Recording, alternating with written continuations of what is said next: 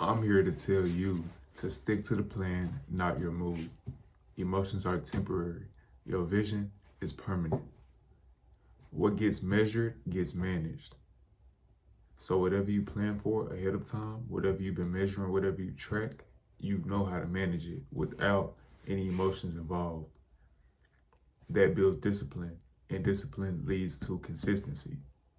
But you can't do that moving off emotions. Your plan has all emotions included in it, but you can't move with emotions to accomplish your plan. It just doesn't work like that. Now, your vision, like I said, your plan can be fueled by emotions, but it shouldn't be one day you feel like it, one day you don't. It's normal if you do, but if you move off that feeling, you'll never get anything accomplished because your plan is a frequency. Imagine you're driving in a car and you're going back between radio stations. You're playing Latin music and then you're playing rap music. Okay, every 5 minutes you're playing rap music. The next 5 minutes you're playing Latin music. It's a frequency. It's confusing the listener, and you're the listener, but you have to listen to yourself and you have to listen to the rational side instead of the emotional side. And one thing I learned today was that in order for your thought to even get to the rational part of your brain, which is the prefrontal cortex, it has to pass through the limbic system, which is your emotional part of the brain. So once you can pass that emotional part of your brain, you'll make it to the rational part of your brain. But you really have to push through and not move off emotions. Your plan has to be strong enough. That vision, whatever you have in your mind, it has to be stronger than the emotions that you feel.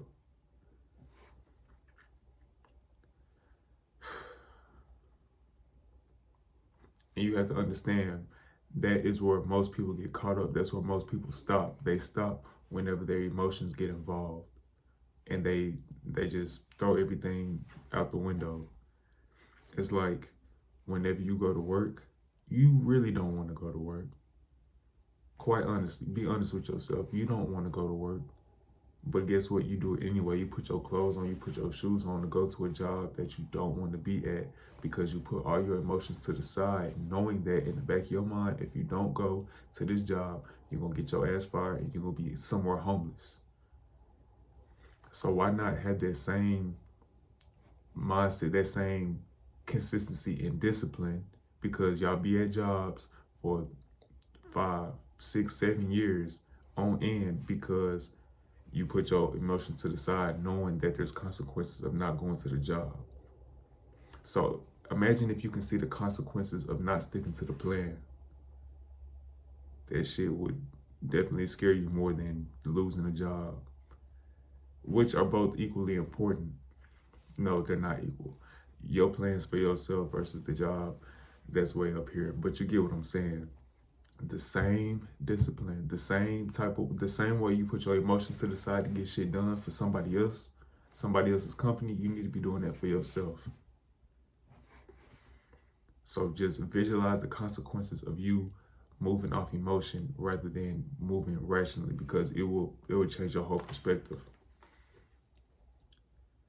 So whenever you stick to the plan, you're keeping promises with yourself. You're building confidence. And whenever you build confidence, building confidence leads into getting accomplishments. Whenever you break promises to yourself, whenever you feel like doing something, that's when shit goes wrong. When was the last time you made a big decision straight off emotion? It didn't go well, did it? I'm pretty sure it didn't. Imagine like you moving off emotion, you moving off on how you feel.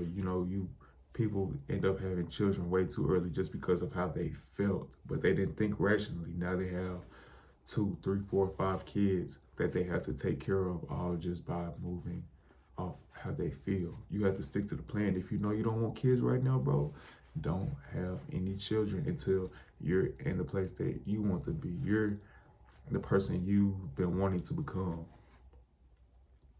Just like, you know what I'm saying? You get angry and you really want to smack somebody or you want to unalive somebody. You can't do that because guess what? You know the consequences. You know where that's going to lead.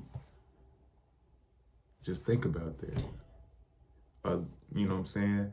Lashing out on somebody. You're going to end up burning a bridge. You have to stop, pause, and think about it. Remove your emotions from the situation. This is called being emotionally intelligent, which puts you ahead of the 99%.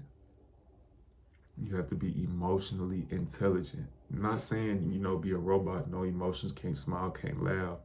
But when it comes to your goals, moving off emotion is self-sabotage.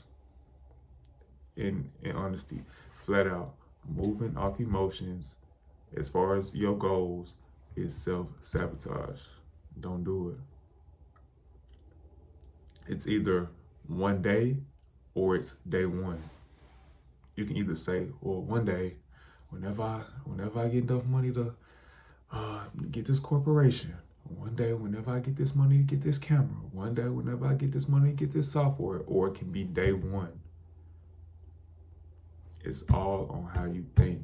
You have to remove your emotions from your decision making. And like I said, this is called being emotionally intelligent, which a lot of people are not. A lot of people have IQ, which is intelligent quotient, but they don't have a great EQ, which is emotional quotient. And I was reading a book actually, I think it was like Emotional Intelligence 2.0, but they were saying how emotional, intelligent people get a lot further than intelligent people. You know why?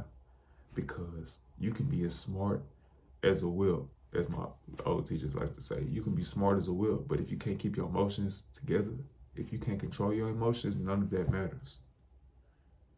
The emotional, intelligent person can think level-headed and go at their goal full speed. The intelligent person has analysis paralysis. They're too smart for their own good. So guess what? By default, they'll stop themselves just because they're smart enough, but they're not emotionally aware enough to understand, like, okay, I need to put those feelings to the side. So I'm gonna explain it again. The prefrontal cortex, or your frontal lobe, is the front section of your brain that controls the logical, the rational part of your decision making. But towards the middle, you have the limbic system. So it has to pass through the limbic system to get to your prefrontal cortex. If you can pass that emotional part and just think about the rational side and have those two communicate effectively, you're good. You're good. But you just have to have a strong enough vision, a strong enough plan to push you through that. So that's what it is. Stick to the plan, not your mood, because your mood will straight kill your goals. Your mood doesn't know about your plans. Your mood doesn't care about your plans. Your mood is selfish.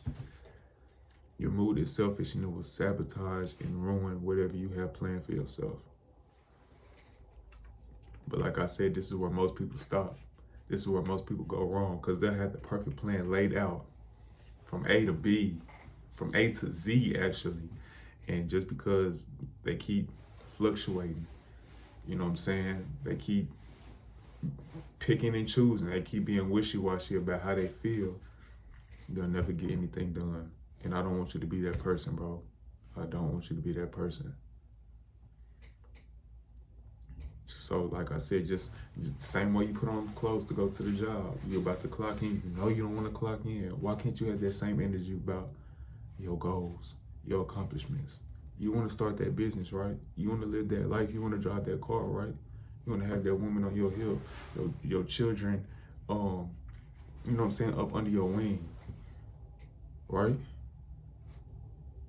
It takes real emotional intelligence to get this type of stuff. And that's why only some people get it. And that's why some people are put so high up upon a pedestal, because they know it's hard. And I'm not saying this is easy by any means, but it comes with repetition. It comes with practice.